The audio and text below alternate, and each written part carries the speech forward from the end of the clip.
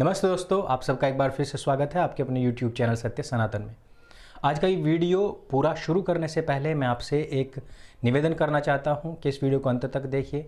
इसमें हम सभी पॉइंट्स को क्रमशः आप लोगों के सामने रखने वाले हैं, आप लोगों को ताकि पता लग सके कि किस प्रकार से बदले की भावना से सरकारें, हमारी जो व्यवस्थाएँ हैं वो हिंदुओं के ऊपर लगातार कार्यवाहियाँ कर रही हैं। आप सबको पता है कि जब राकेश मारिया जी की पुस्तक आई थी तो उन्होंने इस बात को स्वीकार किया था कि जब यूपीए सरकार थी, कांग्रेस नीत सरकार थी, तो उस समय पर जब भी किसी मुस्लिम संगठन या मुस्लिम का नाम आता था किसी भी हमले में या किसी भी विस्फोट के पीछे, तो उस समय पर तत्कालीन मंत्री लोग उस समय की पुलिस के ऊपर ये दबाव बनाया करते थे कि बैलेंस करने के लिए कुछ हिंदुओं को भी पकड़ा जाए।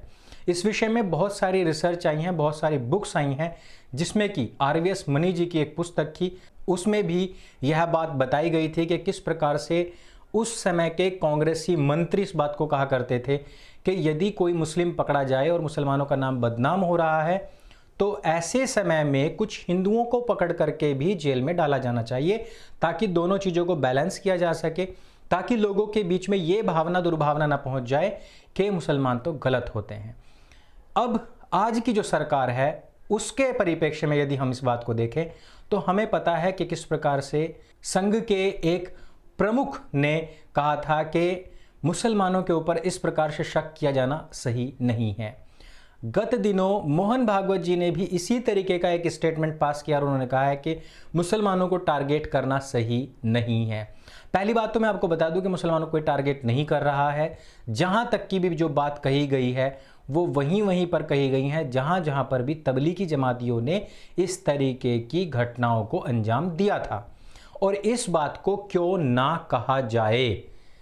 दूसरी चीज पर अगर हम आए तो अगर हम महाराष्ट्र और झारखंड की सरकारों को, ज़्यादा मैं नहीं कह रहा हूँ, महाराष्ट्र और झारखंड की सरकारों को ही देख लें या फिर साथ ही साथ अगर हम तेलंगाना को भी देख लें तो यहाँ पर जो कुछ देखने में आ रहा है वो जो सच्चाई है उसके जस्ट उलट है। यानी कि अगर हिंदुओं के खिलाफ आपको कोई मैटर नहीं मिल रहा है तो आप सीधे जाइए और उनको गिरफ्तार करना शुरू कर दीजिए। जिस प्रकार से हमने झारखंड में देखा कि एक फल वाले को एक हिंदू फल विक्रेता लिखने मात्र से ही उसके ऊपर कार्यवाही कर दी गई थी, ठीक इसी प्रकार से हैदराबाद में साइबराबाद पुलिस ने एक व्यक्ति के रिपोर्ट करने पर, कहने पर, ट्वीट करने पर यह कार्यवाही कर दी है। और इस व्यक्ति का यह कहना है कि हमारी गंगा जमुनी तहजीब के चलते इसके बावजूद एक सांप्रदायिक संदेश देने की कोशिश की जा रही है संघियों के द्वारा। वो कैसे? फलों की दुकानों के ऊपर सैफ्रॉन कलर का झंडा लगाने से। जबकि अगर हम मुसलमानों को देखें तो उनके घरों, दफ्तरों, उनके ऑफिसेज, उनकी दुकानों, उनकी रेडियो तक के ऊपर भी हमको हरे झंडे मिलेंगे। उनके नाम में इस्लाम, मुसलमान, ये सारे शब्द मिलेंगे, लेकिन उनके ऊपर कोई कार्यवाही नहीं होती है। शायद आप इस पुलिस अधिकारी को जानते होंगे। आप लोगों को भी लगा होगा एक समय में कि इस पुलिस अधिकारी ने एक बहुत बड़ा काम किया हुआ है, और वो था कि जब हैदराबाद में एक लड़की के साथ में रेप हो गया था, उसके बाद में उसके चारों अपराधियों को एनकाउंटर के माध्यम से मार दिया गया था। इनकी बहुत अच्छी छवि पूरे भारतवर्ष में उस समय पर बनी थी। लेकिन आज एक मामूली से व्यक्ति के द्वारा किए जाने वाले ट्वीट का रिएक्शन लेते हुए इन्हीं पुलिस अधिकारी के अंडर में काम करने वाला जो वहाँ का महकमा है वो कार्यरत हो जाता है, तुरंत सचेत हो जाता है। क्या आपको पता है कि ये मामूली व्यक्ति है कौन? यह मामूली व्यक्ति कहता है कि जो लॉकडाउन है वो अनकॉन्स्टिट्यूशनल है। इस तरीके की खबरों को ये रीट्वीट करता है। इसको लगता है कि राइट विंग के द्वारा हिंदुओं के ऊपर किए जाने वाले अत्याचारों की झूठी अफवाहें फैलाई जा रही हैं, और ये बात करता है गंगा जमुनी तहजीब की। ये व्यक्ति वे लोग हैं जो बात करते हैं सांप्रदायिकता की हिंदुओं के प्रति। और तो और इसी हैदराबाद में एक पुलिस वाला बीच सरे राह, रोड के बीचों बीच कपड़ा बिछा करके नमाज अदा करता है, और लोग कहते हैं रिस्पेक्ट।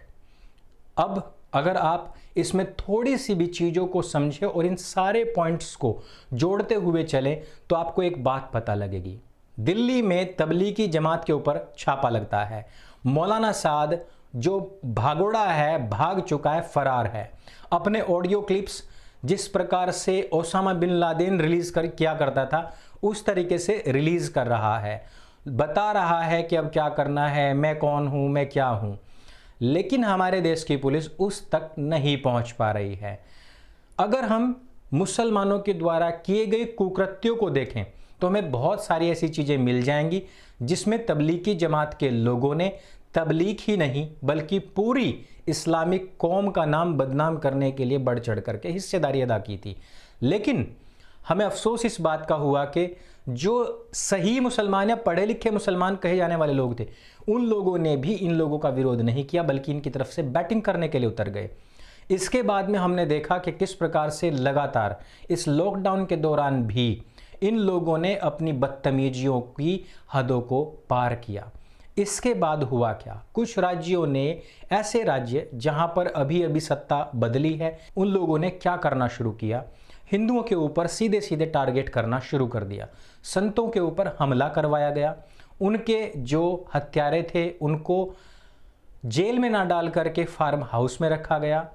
ऋचा भारती, इनको शायद आप जानते होंगे, इनके ऊपर हमने पहले भी वीडियो बनाया था, क्योंकि इनको जिस समय पर यह कहा गया था जज के द्वारा कि आपको कुरान बांटनी है किसी गलती की माफी के लिए, तो उन्होंने तुरंत ही स्पष्ट मना कर दिया था। आज की तारीख में झारखंड की जो सरकार है वो फल विक्रेताओं के ऊपर तो कार्यवाही कर सकती है, लेकिन ऋचा भारती को परेशान करने के लिए उसके घर भी पहुंच सकती है। उनके फोन ले लिए जाते हैं, खंगाले जाते हैं, उनके पर्सनल मैसेजेस तक भी चेक किए जाते हैं और जब कुछ नहीं मिलता है बिना किसी माफी के वहां से निकल जाते हैं। ऋचा भारती जी के साथ में भी हरासमेंट हुआ है। साथ ही साथ झारखंड में इस तरीके की और भी घटनाओं ने तेजी पकड़ी है। महाराष्ट्र में भी इस तरीके की घटनाओं ने तेजी पकड़ी है। अगर हम बात करें तेलंगाना, आंध्र प्रदेश आदि ऐसे राज्यों की, तो उसमें भी जहां एक तरफ एक तटपुंजे के ट्वीट का रिएक्शन देते हुए तुरंत ही भगवा ध्वजों को उतारने तक के फरमान जारी कर दिए गए, वहीं पर पुलिस वाले रोड के बीचों बीच, जो कि आदत से मजबूर हैं, वो जिसने की एक ड्रेस पहनी हुई है सरकारी नौकरी की, जिसके ऊपर जिम्मेदारी है रक्षा की, वो सड़क के बीचों बीच चटाई डाल करके नमाज पढ़ता है। इसके पीछे की भी बात को समझिए कि ये नमाज सड़क के बीचों बीच क्यों पढ़ी जाती है, क्योंकि ये उनका एक सपना है और इस सपने को मौका मिलते ही वो सब लोग अदा करेंगे, इस हक को वो छीनने की पूरी पूरी कोशिश करेंगे। मुसलमानों में इस फोटो को सेंड करके इस पर रिस्पेक्ट क्यों लिखा जा रहा है, रीजन है, वो रीजन हम और आप समझ सकते हैं। सेक्युलर हिंदू इस बात को नहीं समझ सकते हैं। अब थोड़ी सी बात कर्नाटक की भी कर लेते हैं। बेंगलोर में एक सीआरपीएफ के जवान को सिर्फ इसलिए पकड़ लिया जाता है, उनको जंजीरों से बांध दिया जाता है क्योंकि वो अपने घर से बाहर निकल करके अपनी बाइक को साफ कर रहे थे। और आप जानते ही होंगे कि कर्नाटक में हिंदू हृदय सम्राटों की सरकार है और वहाँ पर भी इस तरीके का काम हो जाता है। ऐसे समय में कुछ लोग होंगे जो कूटनीति आपको याद दिलाएंगे, जो कहेंगे इसके पीछे एक बहुत बड़ी कूटनीति है, लेकिन झारखंड और मध्य प्रदेश और तेलंगाना में जो कुछ हो रहा है वो हिंदुओं के ऊपर होने वाला अत्याचार है।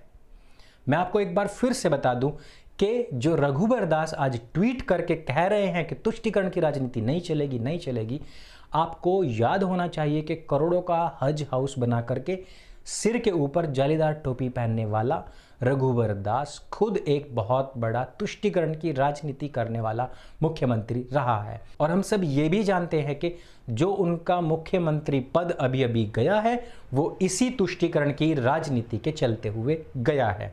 एक बात आप हमेशा ध्यान रख लीजिएगा, मैं ज़्यादा नहीं कहूँगा, वेद में यदि आप पढ़ेंगे तो कृण्वन्तो विश्वमार्यम लिखा हुआ है, कृण्वन्तो विश्व संघी नहीं लिखा हुआ है, कृण्वन्तो विश्व हिंदू नहीं लिखा हुआ है।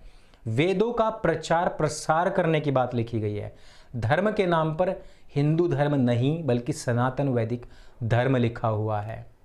आपको क्या लगता है कि ये जितने भी संगठन हैं जिनमें कभी मनमोहन वैद आ जाते हैं सामने, कभी मोहन भागवत आ जाते हैं सामने, जब भी कभी कभी इनके अन्यान्य कार्यकर्ता भी सामने आ जाते हैं और वो कहते हैं कि देश का जो मुसलमान है ना उसको डराया जा रहा है, उनको बदनाम किया जा रहा है, ऐसा है जी, वैसा है जी। क्या उन्होंने कभी समय पर आकर के ये कभी कहा कि हिंदुओं के संतों को भी मारा जा रहा है? क्या आपने कभी किसी बड़े नाम से, मैं छोटे नाम की बात नहीं कर रहा हूँ, ऐसे बड़े बड़े नाम जो कभी कभी गोरक्षकों को गुंडा भी कह देते हैं, क्या कभी आपने उन लोगों के मुंह से सुना है कि हिंदुओं की हत्या या फिर संतों की हत्या हो रही है और ये बहुत गलत हो रहा है? क्या उनके मुंह से आपने कभी सुना है कि व्यवस्था बनाए रखिए? क्या कभी ऐसे लोगों के ऊपर कार्रवाई होगी जो लोग बीच सड़क में नमाज अदा करते हैं? क्या कभी ऐसे लोगों के ऊपर कार्रवाई होगी जो लॉकडाउन को तो अनकॉन्स्टिट्यूशनल बताते हैं लेकिन साथ ही साथ भगवा एक झंडा किसी गाड़ी के ऊपर लगा देने मात्र को सांप्रदायिकता कहते हैं? क्या इन लोगों के ऊपर कार्रवाई होगी? क्या उन पुलिस वालों के ऊपर कार्रवाई होगी जो ऋचा भारती को घर में घुस करके उनकी जो गोपनीयता है उसका हनन करते हैं और बिना माफ़ी मांगे वापस चले जाते हैं? क्या कभी उन पुलिसकर्मियों के ऊपर कार्रवाई होगी जो एक व्यक्ति को हिंदू फल विक्रेता मात्र लिख देने से उनको परेशान करते हैं? क्या उन लोगों के ऊपर कभी कार्रवाई होगी जिन्होंने डॉक्टर्स का और पुलिस वालों का सर फोड़ा है? क्या उन लोगों के ऊपर कभी कार्रवाई होगी जो तबलीगी जमात से निकले थे और इधर उधर थूक रहे थे, जो बोतलों में पेशाब भर करके फेंक रहे थे? नहीं होगी। और इसकी वजह यही है क्योंकि अब सरकारें बैलेंस कर रही हैं।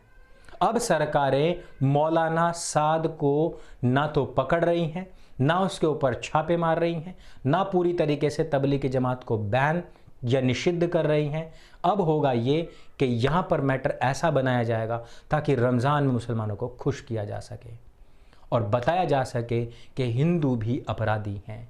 लगातार इन तबलीगियों के द्वारा रेप्स की जो घटनाएं हैं उनमें भी वृद्धि हुई है, लेकिन कहीं कहीं आपको जानबूझ करके ये बताया जाएगा, तांत्रिक या मौलाना का नाम संत बता करके ये बताया जाएगा कि हिंदुओं के द्वारा भी बलात्कार किए जा रहे हैं। अभी हमें 30-31 दिन बहुत कुछ देखना बाकी है। इस वीडियो में सिर्फ इतना ही। अगर ये वीडियो आपको जानकारी से भरपूर लगे तो उसको सबके साथ में शेयर अवश्य करें। मेरे संग बोले सत्य सनातन वैदिक धर्म की जय। जय हिंद, वंदे मातरम।